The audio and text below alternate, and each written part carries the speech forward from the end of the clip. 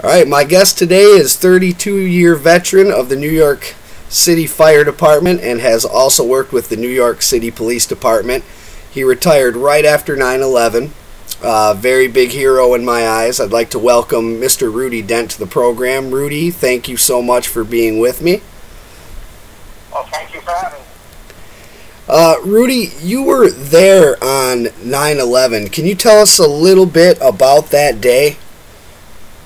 Well, that day I was home. I was off, and I got a call, I believe from my sister-in-law, letting me know that something had occurred down at the World Trade Center, that it had been hit by an airplane.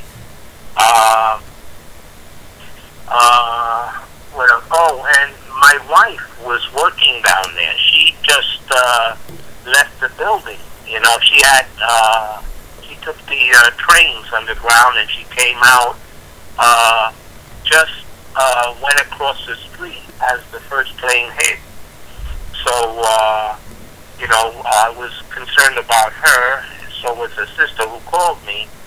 And I started watching it, and I was getting ready to, get my clothes on and all that, and I guess it was confusing. Anyway, I saw the second plane come in on TV before I left the house. And, so that was it. Once, by that time, I got a call from the job, a recall, to come back to the firehouse so that we could get together and go down to the World Trade Center and, deal with that massive anticipation. So that was basically it. I jumped on my motorcycle. I did high speeds, and I made it to the firehouse. Those of us who showed up there, we commandeered a mail truck, and from there we made our way down to the World Trade Center. Now, the guys who were working that day have to stay at the firehouse because they have to provide coverage in their, designated area of work. Okay. Wow. So you were actually not scheduled at all that day then, and but your wife was. That had to be an awful, horrible experience for both of you, I'm sure. Yeah, it was bad because I was watching the scene. I was trying to reach my wife. I hadn't reached her, and I just wanted to hear that she was okay. I saw, before I left, one of the buildings came down. I remember that because her sister called me again to ask me, what the situation was, and it didn't look good. When I saw that building come down, and the amount of area the debris covered, I was really seriously worried. What had happened with my wife, she had gone directly across the street to a sandwich shop, and she she heard the first plane come in. She saw paper coming down and things like that, right? The guy in the store told everyone to stay inside the store. She could smell the jet fuel. Wow. And she told the guy, he asked him if there was a back door out. She took the back door out, and she made it to her workplace. From there, when she got back to her office, she was in a position to see the second plane come in. Oh my goodness! So at that time, they had it's the bank. She was working for Bank Mellon, and she made everyone made their way down to the basement where there was a bomb shelter, or they have a shelter down there, and she stayed in the shelter throughout the entire event. Oh my goodness! And then by the time watching, I had no contact with her. I had no idea if she was okay or not, and not being able to reach her was quite worrisome. Oh, I can imagine. I had yeah, I entertained just taking off on my own, but I knew that if I got together with, the firefighters, we would have a methodical,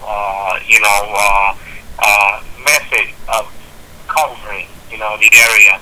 So that, I did get the recall, and so I went with that. Oh my goodness! And then by the time you did arrive down at the World Trade Center, was that?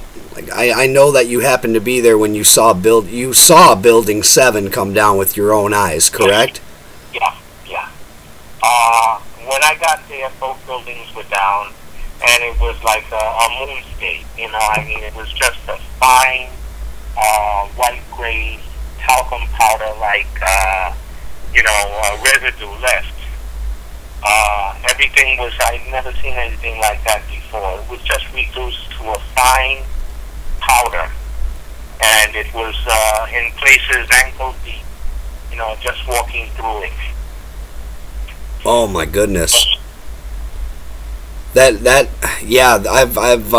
heard other people describe what it was like, and they said the same thing. It was almost like walking, like if you're at the, obviously it's not as pleasant as the beach, but if you're kind of wading in the water ankle high, that's what it was, only it was dust instead of water. Yeah.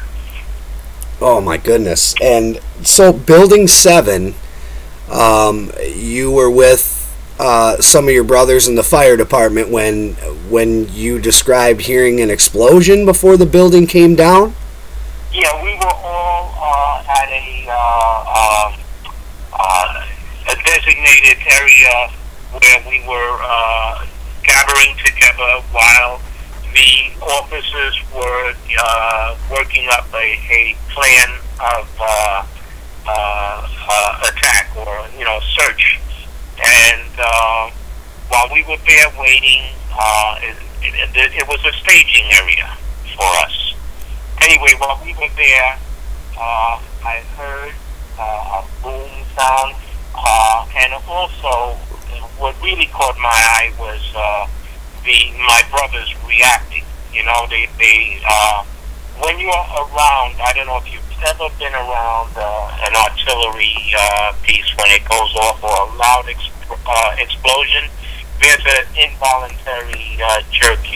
That you just, if you're not prepared for it, that's the way you respond. It's an involuntary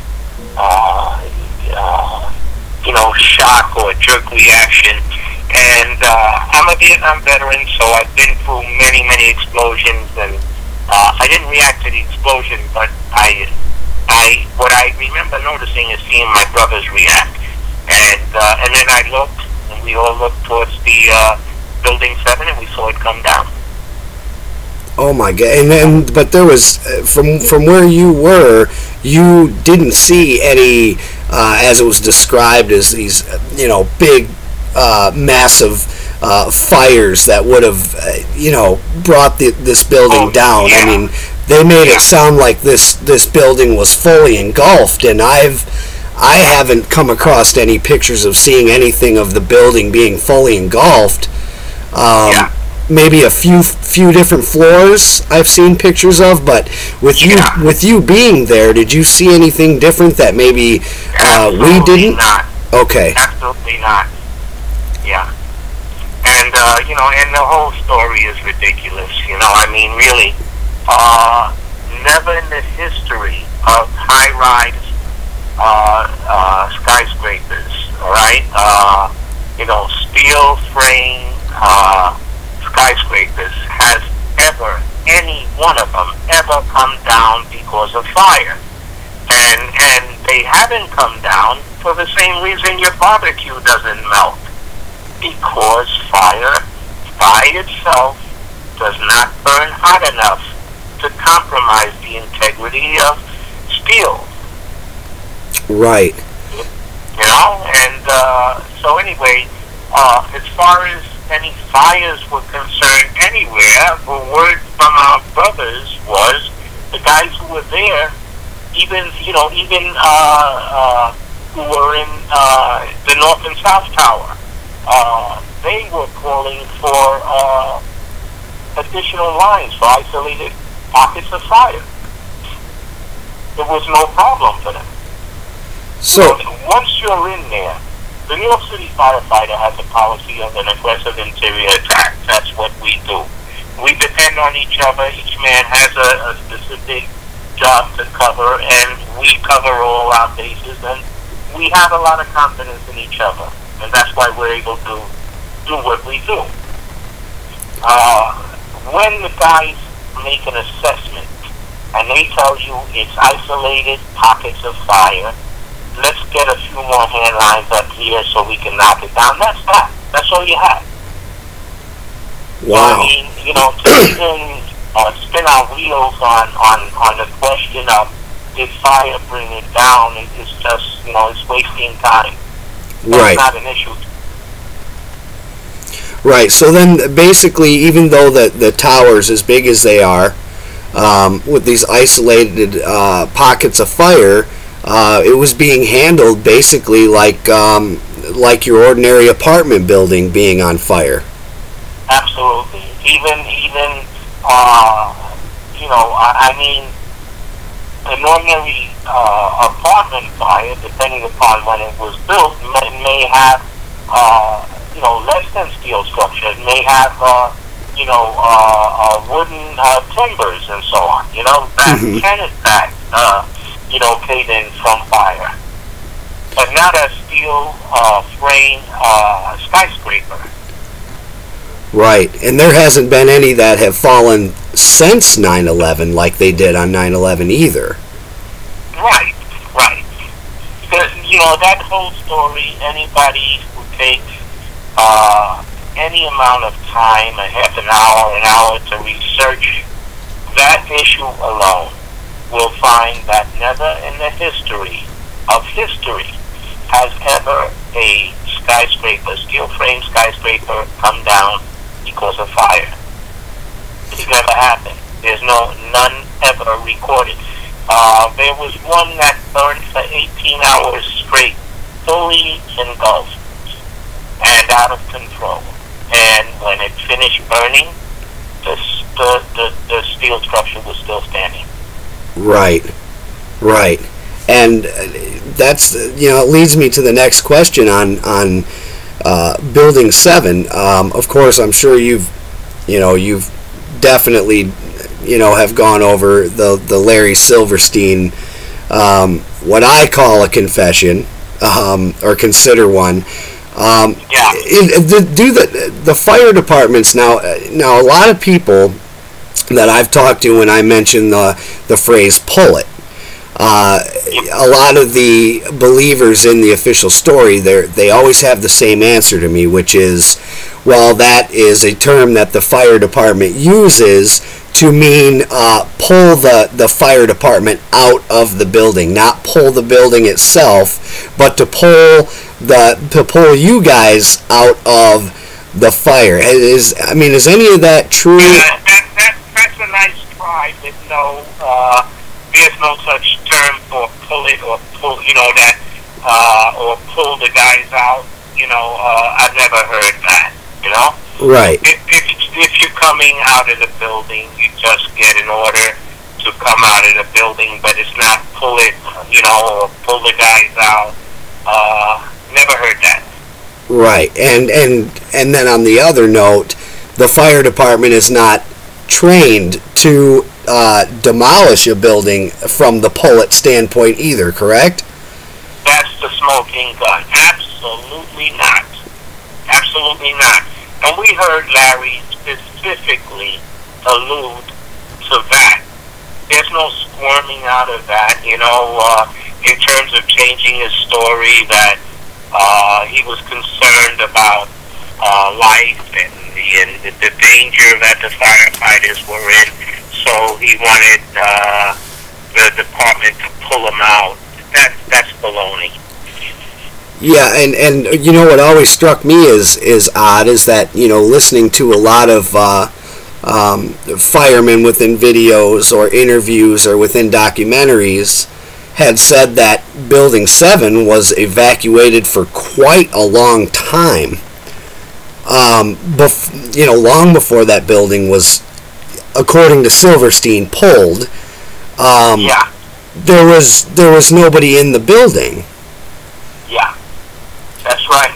So I guess that always leads me to the next question, too, because I don't spend a lot of time with the official believers, because it's almost like it's kind of like a vicious circle. You know, you can talk with all the education you'd like, but there's just certain people that will not believe anything besides what they're told. And so when I talk to them, I say to them, well, if it meant pull the fire department out of the building, there was nobody in that building.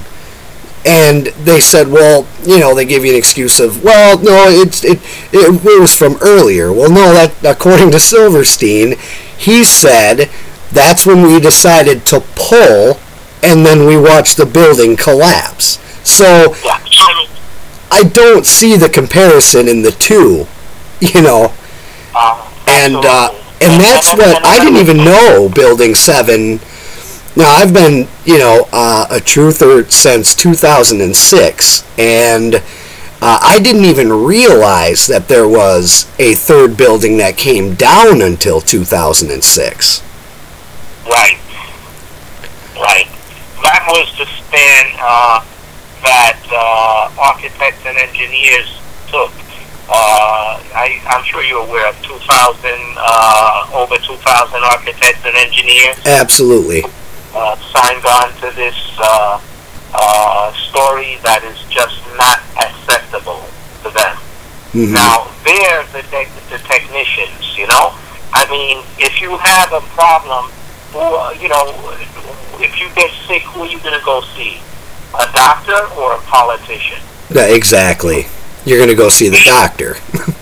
Right. And these are the doctors and the experts when it comes to structural, questions in terms of, structural engineering and building architecture and its resistance to fire and its capabilities and so on. They know all this. This is science. Mm-hmm. And over 2,000, these guys put their jobs on the line, I'm sure, For them to step forward like that, it could be costly. Oh, without a doubt, I'm sure. I'm sure that they've, and I've seen a lot of, negativity towards architects and engineers, whether it be from just blatantly, the mainstream media will never talk about them, so they get either ignored or ridiculed. Or ridiculed. Yes. And if they get any press at all, it'll be a majority of it will be ridiculed.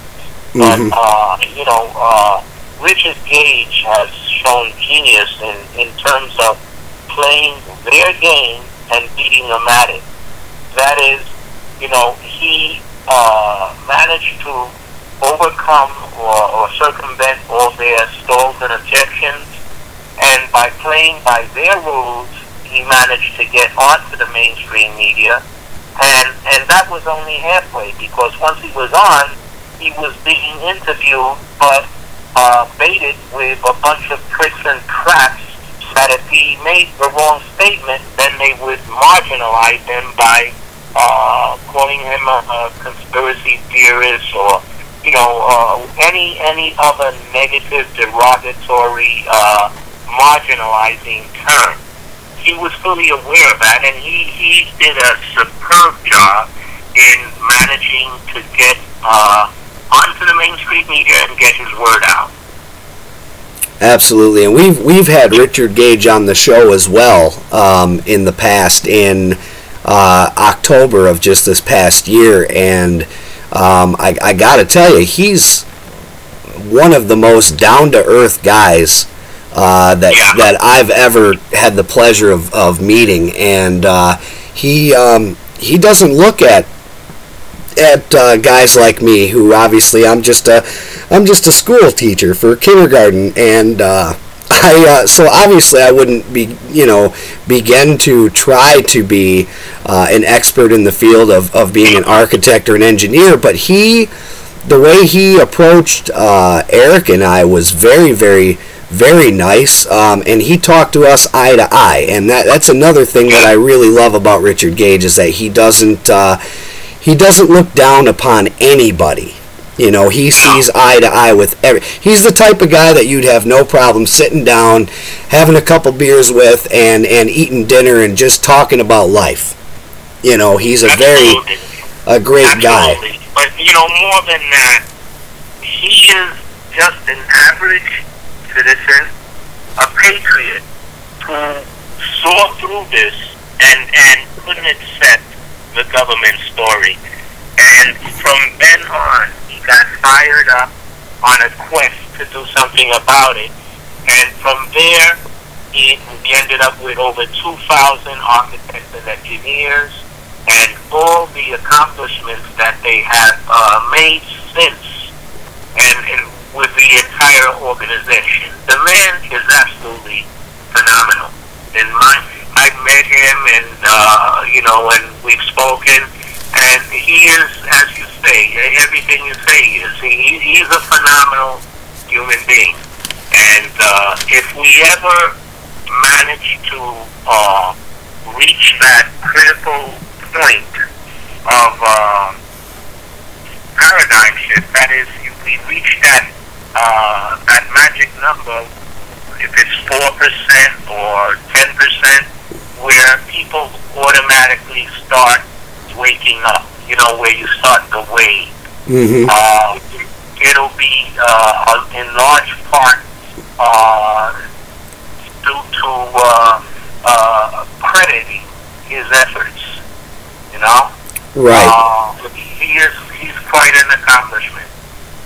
He is, and the fact that you know, one of the things, and I don't want to spend you know, too much time on this, but I've heard you talk about Richard Gage a lot, and we've talked about Richard Gage an awful lot.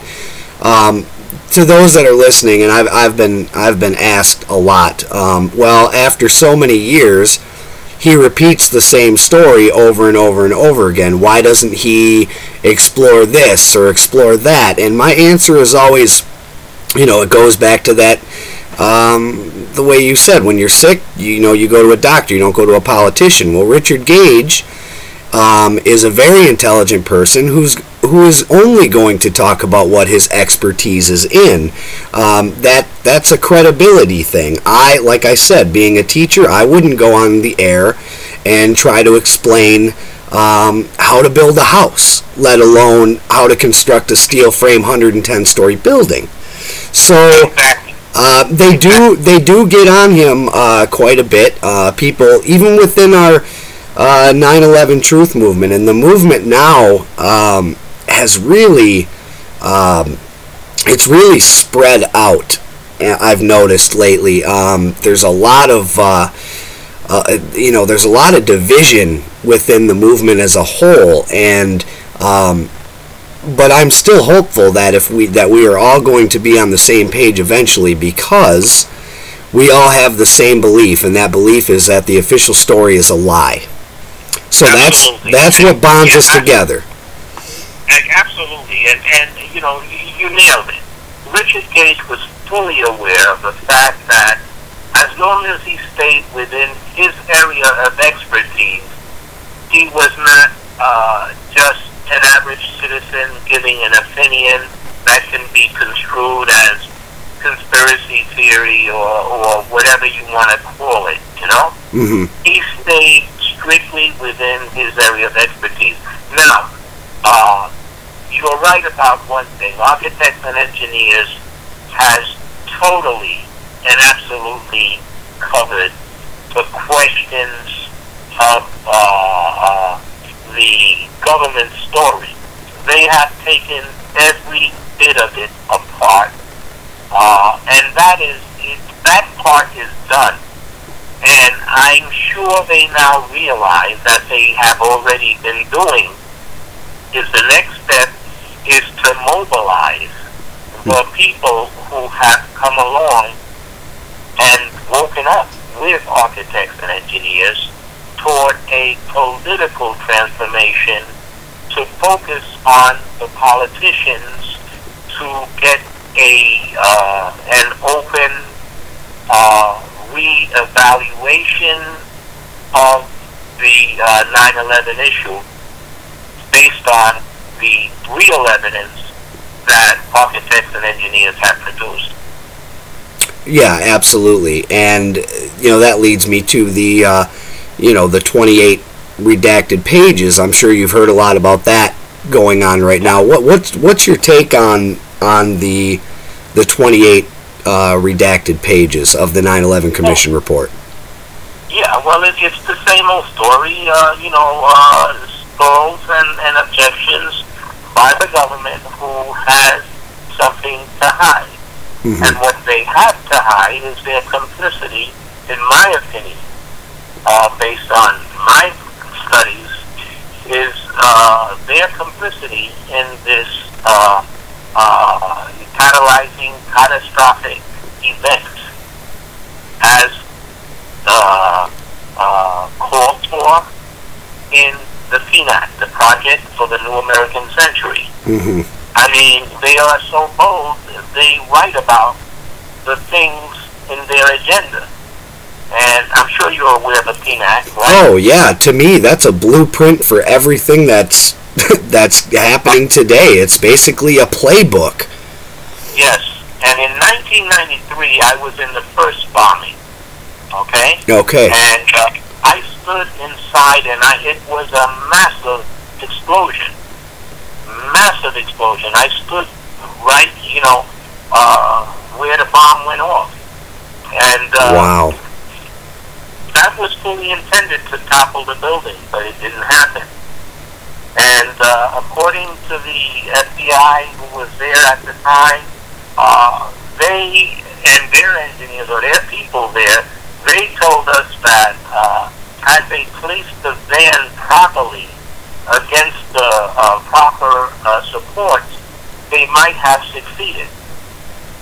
But the explosion is hard to explain. It was just, it's surreal to have seen it, how huge it was, And so I stood in that one, and after that I was physically sick, nauseous, when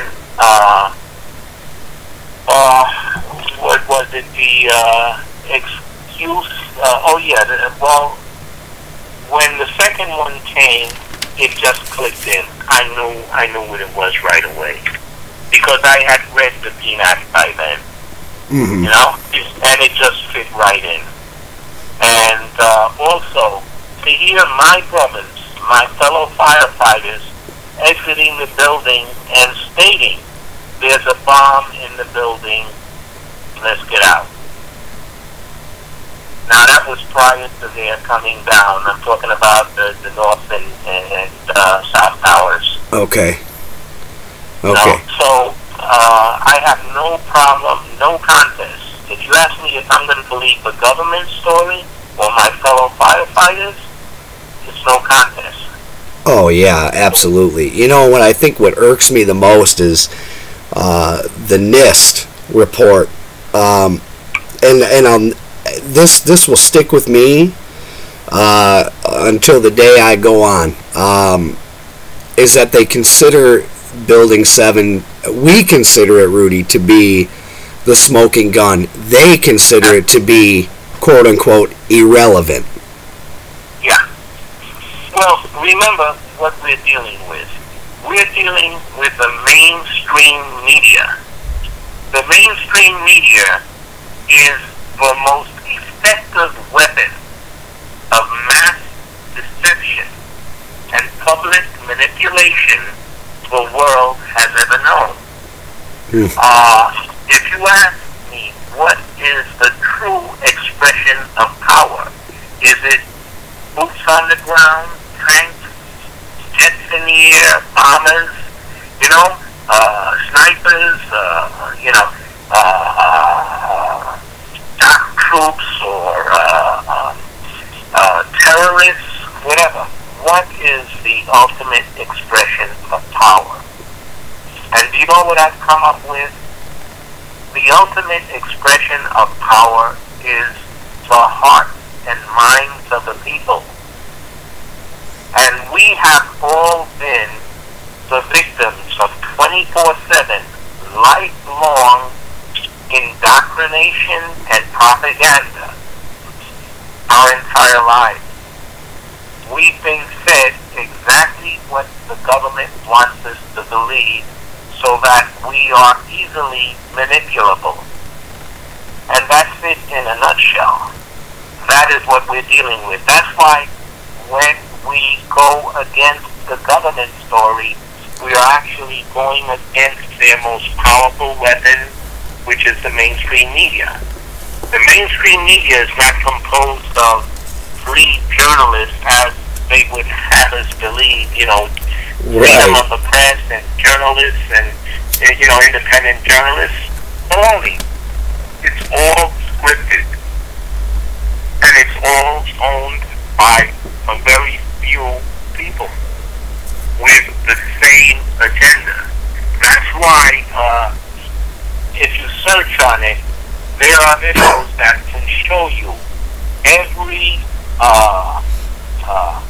news agency, NBC, ABC, CBS, Fox, all of them, open with the same scripted line.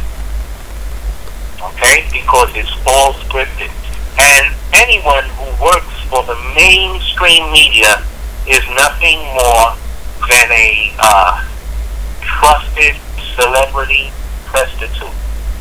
Mm-hmm. Period. And that's what we're up against. And the sad part of it is that we still trust the mainstream media. I'm sure you've heard many times, if you come up with anything that's contrary to what the mainstream media puts out, the response is going to be, well, how come the news didn't tell us? Absolutely.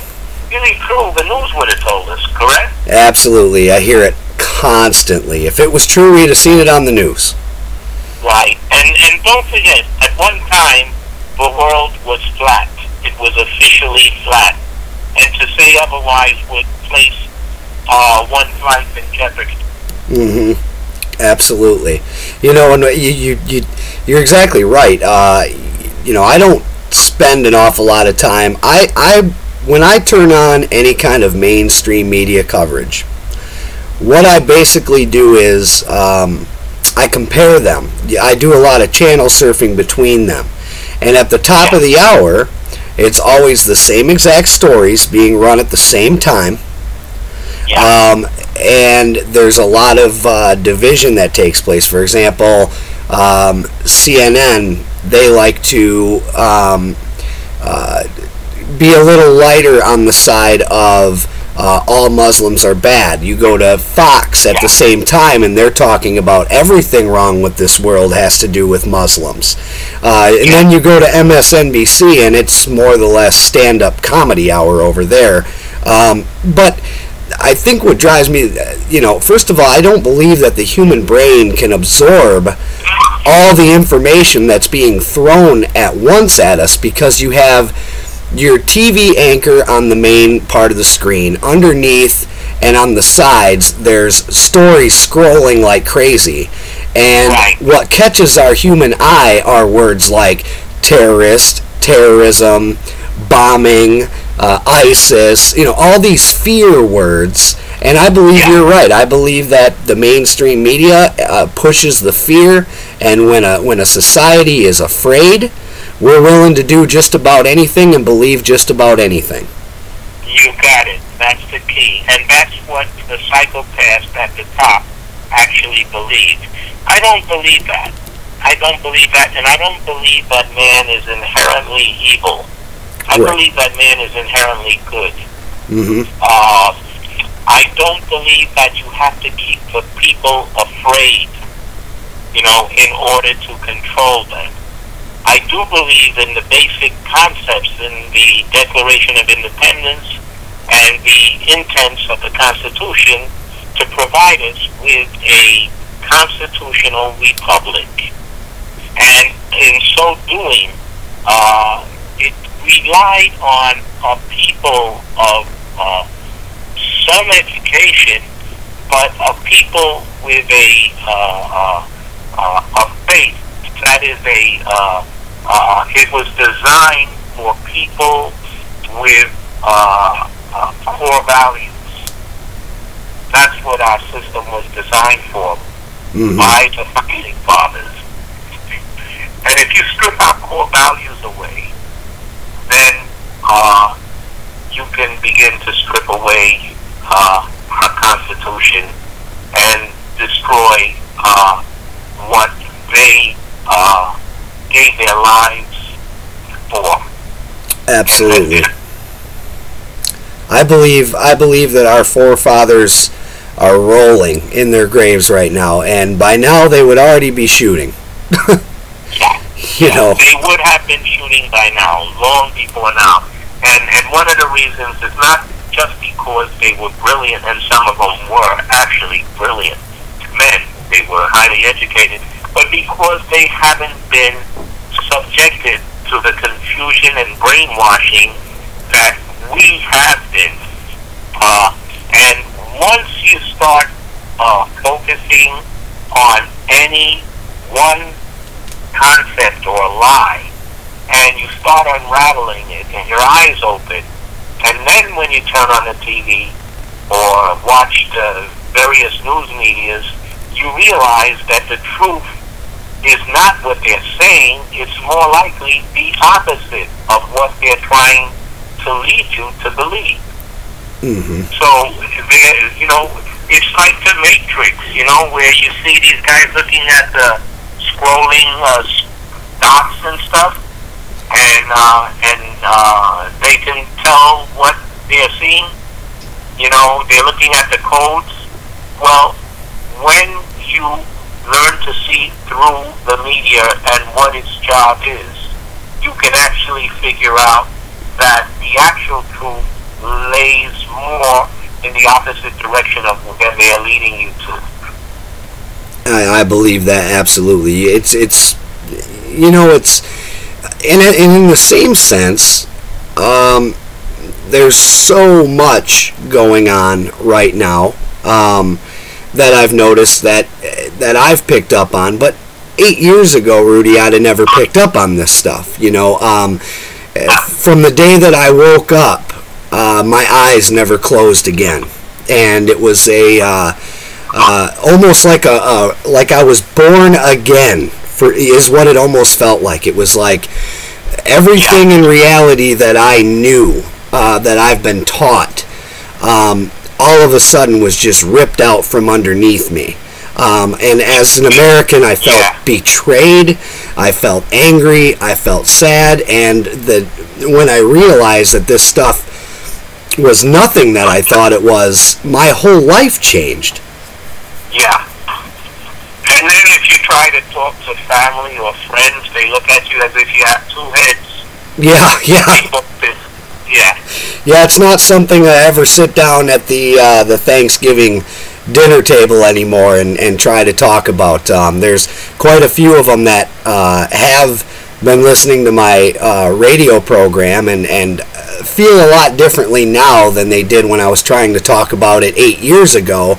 Now I'm not so crazy anymore in their eyes, though, and I'm starting to see that it's become such a big, massive formula that it's very hard to ignore it anymore. But at the same sense, we also live in a society that's very, very, in my opinion, dumbed down.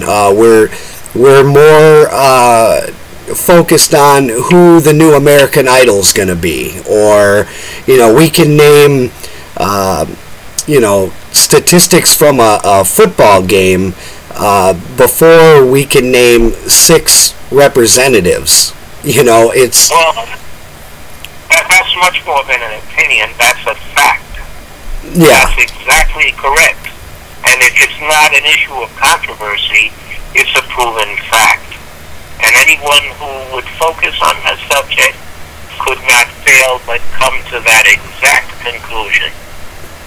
Absolutely. And I just, You know, but I'm not. I've always said, and we've talked on the phone before, and a lot of the things I get asked too by family members is, you know, aren't you scared to be on the radio talking about the things you talk about? Aren't you afraid?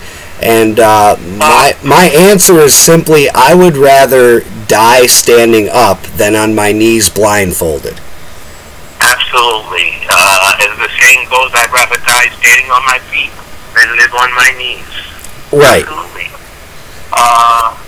You know, for me, myself, to answer that question, that's interesting because I'm a Vietnam veteran. I spent 2.5 years in Vietnam. I was a helicopter crew chief on a UH-1C armed helicopter gunship. We had no place and no time for fear. Fear was not part of our vocabulary. That doesn't necessarily mean we were brave. I mean, we might appear to be brave, but that's not my definition of bravery. Bravery is not when you lack fear. Bravery is when you have paralyzing fear, and yet you overcome it. That's bravery. That's my definition of bravery. That's a great definition. You know, basically as a SWAT team, a UH-1C armed helicopter gunship, light fire teams, we gave support to the LRPs and the Green Berets. We covered them in extractions in the jungle, you know, and we did all sorts of, secret missions and things like that. But we were basically a highly regarded and well-respected SWAT team for the infantry. We gave them the close support they actually needed. If you're, you know, a week or two into the jungle and you're walking around with a face band and a map and triple canopy jungle and so on, you know, it's easy not to be exactly aware of your actual position, and if you get ambushed or something, you call for artillery. You better be right when you call it in, because you could end up calling it in on yourself. But when they called us, all they had to do was top smoke, let us know their position. We knew exactly where they were, and we could put the ordnance in exactly where they needed it, where they directed it. So they loved us. But we did draw a lot of fire and stuff, and I guess it looked really brave to them, but it wasn't bravery. It was just lack of fear. We were young, we were motivated, and we were motivated more there by the fact that we were helping our brothers in the field. To me, those were the real heroes down on the ground in the jungle. Yeah, my stepdad was a Marine in Vietnam. He actually landed on his 18th birthday, and he was a tunnel rat. Oh my God! You know, I mean, I can't even begin to imagine those guys. You know what they did to go down in those tunnels with just a 45, and you know, and usually they pick the smallest guy in the platoon because he was able to fit in the tunnels. Because you know, the Vietnamese were basically smaller people than us. Right. Yeah, that's quite something. But, you know, the point I wanted to make was with the New York City Fire Department, a lot of the guys, I'd even say a majority of the guys, are mesmerized by fire. You know, I mean, and they fear it, okay? They know what it can do. And yet, they are as aggressive as anyone could possibly be. And those, in my mind, are real heroes. I mean, guys who face their greatest fear every day.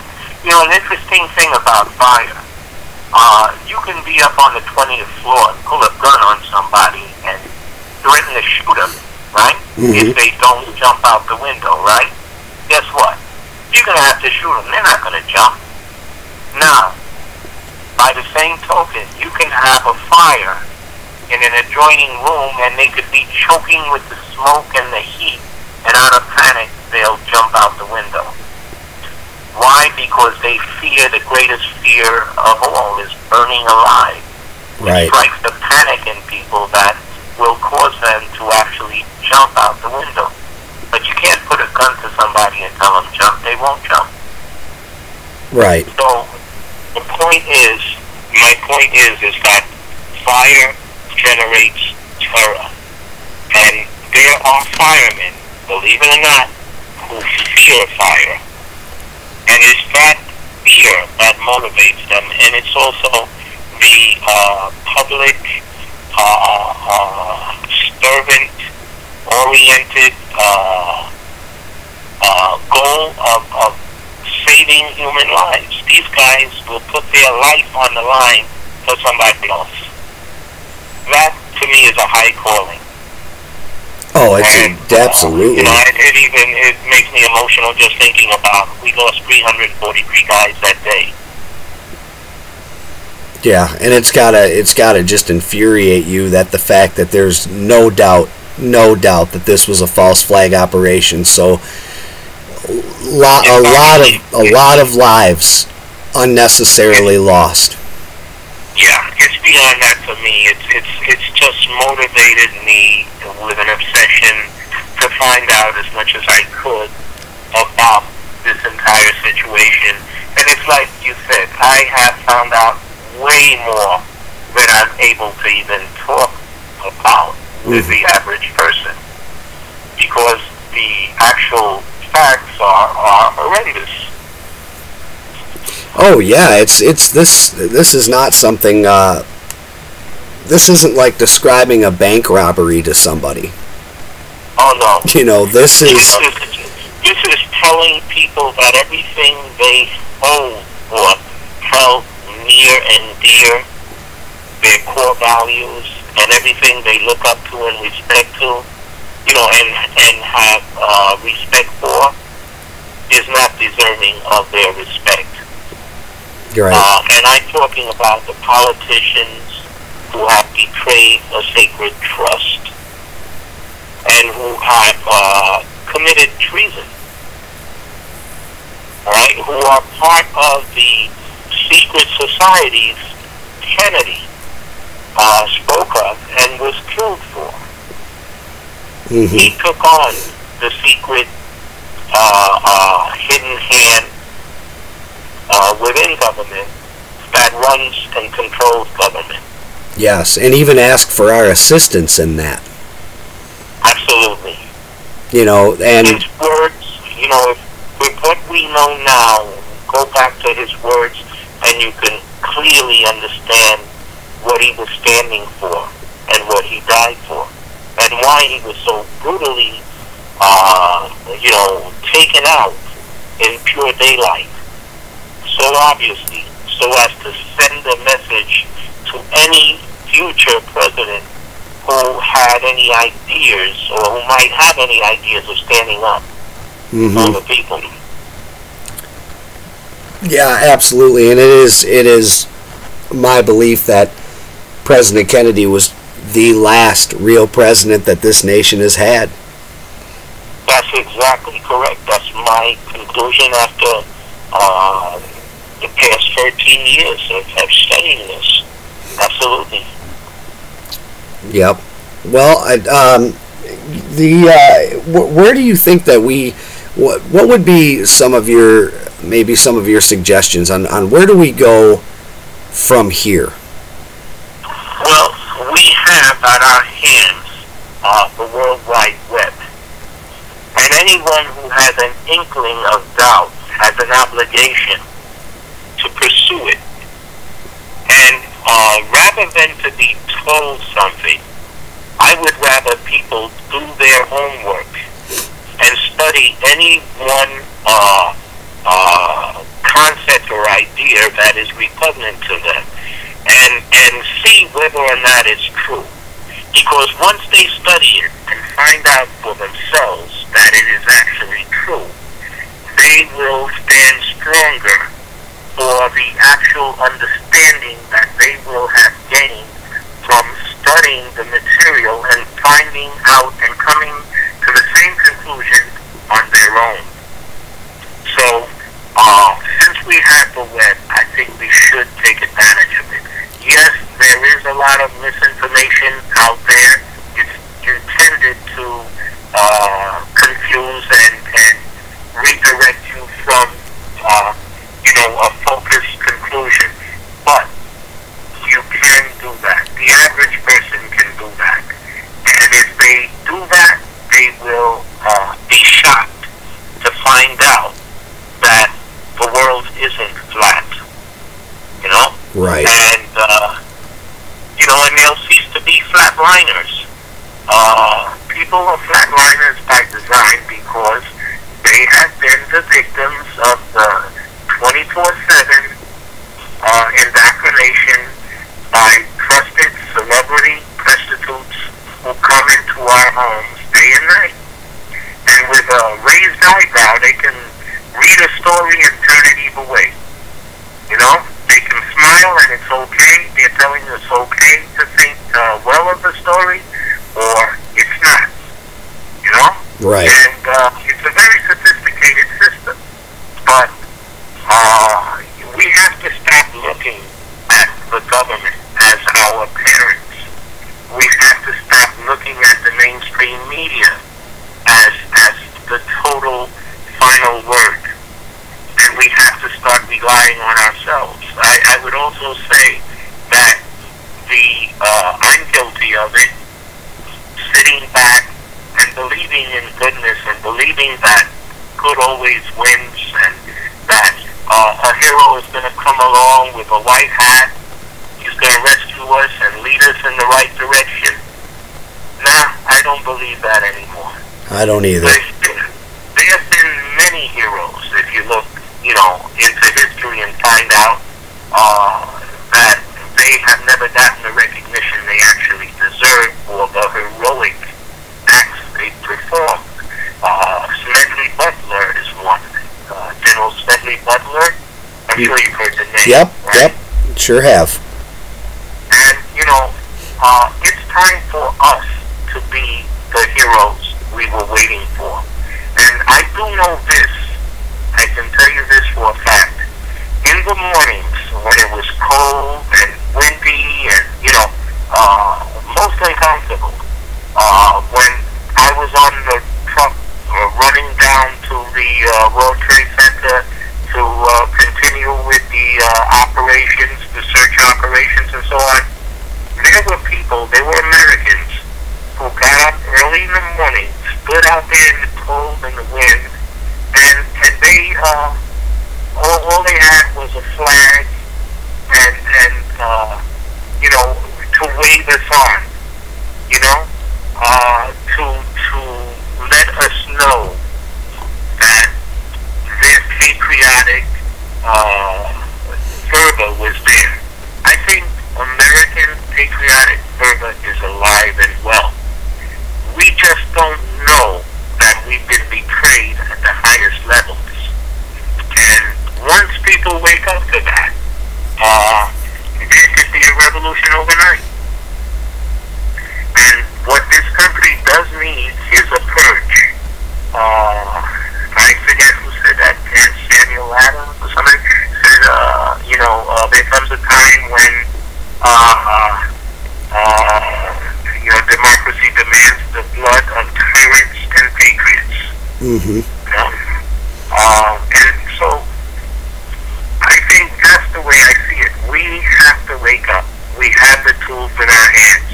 That is the web. If they don't manage to kill the web and censor it, we can get the information we need to find out the things we need to know so that we can truly work toward being a free and independent people and make America out towards what the founding fathers intended it to be. I'm fully aware of 1871 and, all the clandestine things that have happened in 1913, the Fed Reserve, and all the treacherous things that have occurred to circumvent or usurp our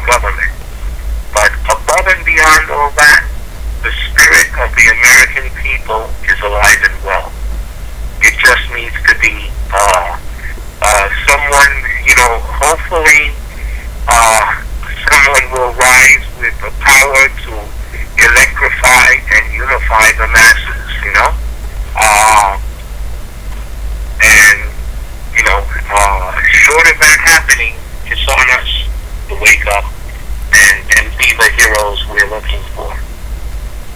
Well, it's very, very, very powerful message right there, Rudy, and I really want to take the time to thank you for taking the time today to talk with me, and I would really, really, really love to have you back on again, and definitely from the bottom of my heart, even though you're a very humble man, and I can see that, you are a hero to me, and you inspire me to keep on doing what I'm doing as well, and I'm sure you're an inspiration to a lot of people.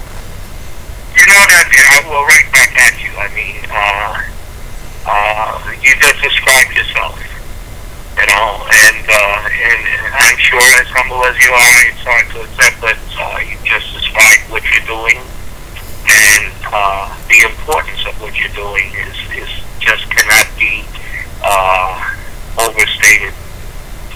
Well, and so anyway, what did we do an hour already? We did. I'm just warming up. I thought it was 5 minutes we were talking. Yeah, yeah. Well, we've got plenty of time ahead of us. I've got to get to my son's basketball game here in a little bit, but would love to have you on again, Rudy, anytime.